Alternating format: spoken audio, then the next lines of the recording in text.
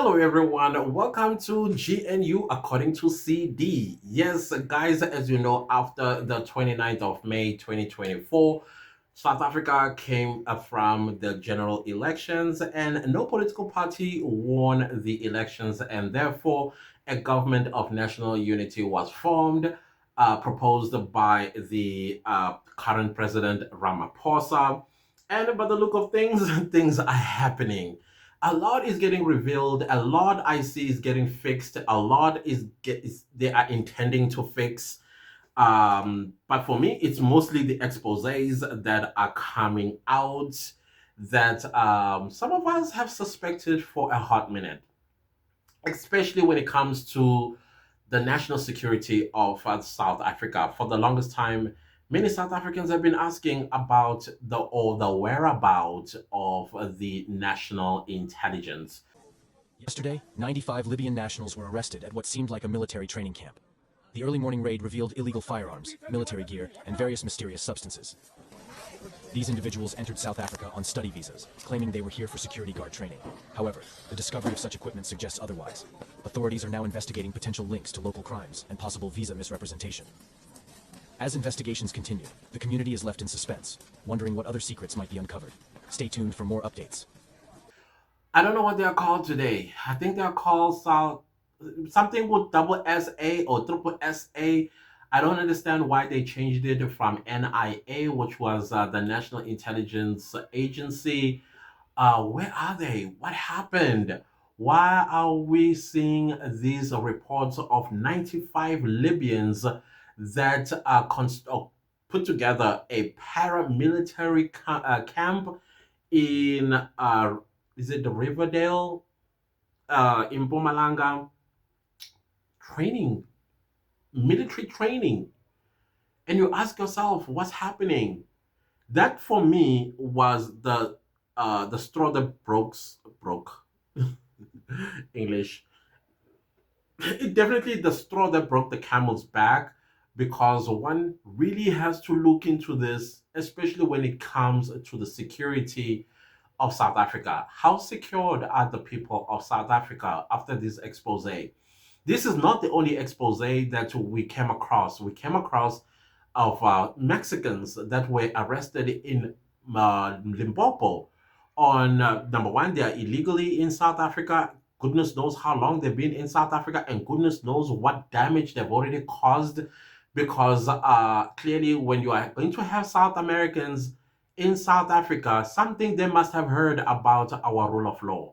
Something they must have heard about the lack of intelligence in South Africa. And clearly, since were caught with drugs, they must have planted a lot of chemists around the country by now. Because we don't know how long they've been here and who they've been dealing with. And secondly, in order for them to plant these chemists, these are your drug manufacturing dens. Who is the politician or politicians that they have in their pocket? Because you would need a politician in your pocket to even be here and still be undetected by the system. And then you are caught with drugs that are worth billions of rands. That is tens of millions of dollars. And you are telling me we are safe as the people of South Africa from people like that? Because listen, I may be being stereotypical here when I say South Americans. I mean, what do we know mostly about Mexico? What do we know most about Colombia? What do we know about Venezuela? What do we know? I mean, hello, already as I'm mentioning these countries in South America, nothing else that comes to mind but drugs. Nothing else comes to mind but drug cartel. Nothing else comes to mind but killing of people for territory. Nothing comes to mind but them corrupting the government and putting the president in their pockets so that they are protected from the law. But of course, not if be protected by because they will still go and bribe the police commissioner. I'm talking the national commissioner. as well as provincial commissioners, as well as police themselves, so that the people in communities, they are left vulnerable, that even if they run to a police station, they will be sent away. If not sent away, they are going to be smeared with a crime they did not commit, so that they remove them off the way, so that these people continue to sell the illegal substances to young people, killing the future of the country, and also rendering the Republic of South Africa as chaotic. You know, not only chaotic, but what's the word when a country does not have a solid government? There's a word for it. That's exactly what they will do. They will dismantle and loosen a lot of screws that will be forever difficult to screw back, because you have to look again when you look into Mexico, and you look into Colombia, and you look into Venezuela, and you look at all these South American countries where drug cartels are very, very rife. You have to ask yourself, how safe are we when we are asleep at night? Who is busy sending weapons to finish off the people of South Africa? Because I am telling you, once Mexico is in South Africa, Colombia is going to get a word that, hey, in South Africa, things are loose there. The government officials are as corrupt can be. And then they come fight the Mexicans, and there will be war. There'll be drive-bys, there'll be all kinds of stuff for territory. And guess who is going to be taking those stray bullets? Yes, you're absolutely right. Exactly what you are thinking. It's us, our children. And the future of those children then begins to look what? Positive? No, it will look bleak. It will look unfortunate. So then you have the 95 Libyans. They came to South Africa on study visa. And then when they got to South Africa, they didn't even go to learn whatever it is that they came to learn in South Africa. Instead, they went and constructed a paramilitary camp in Mpumalanga, and they were training. And the people of Mpumalanga in that area say they've been harassed, tortured, terrorized by these people. Courtroom packed to capacity. The 95 Libyan nationals crammed into a small courtroom. The men are facing charges of contravention of the Immigration Act. They were in the country to train at a suspected military training facility. Only 3 of the accused could speak English, and with no Arabic language interpreter available, the case was postponed. And you doing your matter properly. Therefore, I will grant a postponement until the 5th of August 2024 for an Arabic interpreter and then for legal aid consideration. All of you in custody until then. The court will then consider on the next postponement any amendments or change in circumstances. Okay.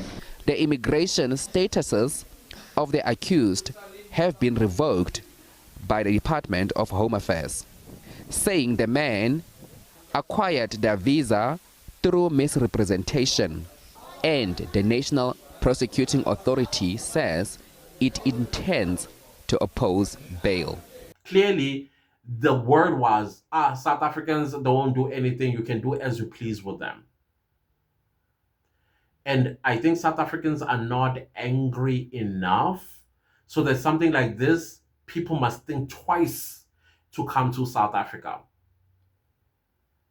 And again, you're telling me the government did not know about this. Right now, they're busy with PR, telling us stuff that we want to hear. And you can tell this is a lie. They had no idea, no intelligence was involved, no investigations, because they say this was a long, ongoing investigation. I'm thinking, no, that's a lie. That is a lie. Y'all heard for the first time the day you came to raid that camp. You came that day when you heard about that camp. It's not something that you've known all along. I mean, just last night, I was watching an interview with Patricia Mashale, who says that she's always known about this camp, and she did report it to the intelligence deputy minister, Zizi Kotwa, who took her cell phone, but all the conversations that she had with the minister were wiped out of her phone, wiped clean. So now you have to ask yourself, these 95 and how many others, because I don't think these are the only 95. There are others somewhere else. And what was the purpose of having them, or what's the purpose of having all of them in South Africa? There was even a time where there were alleged reports that even Somalis here in South Africa, they have their own paramilitary camps. And there were also other allegations that all these Somali stores that we see, the shops that we go and buy from, those monies are not put in our banks. So that means the banks in South Africa are not making a profit out of those businesses. They take those monies and ship them to Somalia to purchase weapons, to continue the war that is happening in Somalia. That is, if the wars are still happening.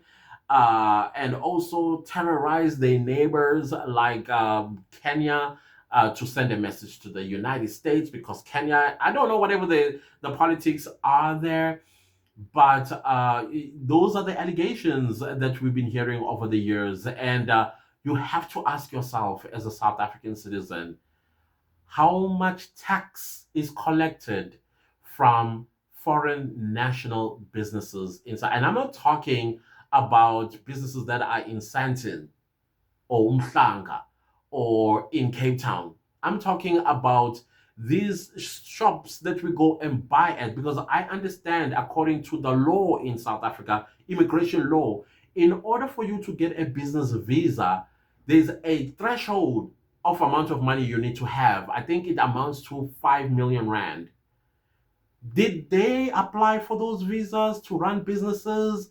And under what circumstances? How come we have them? How much are they paying in tax at the end of the day? We also have other people who even claimed that a piece of the capital city of our country be given a different name. I think they wanted to call it Little Lagos.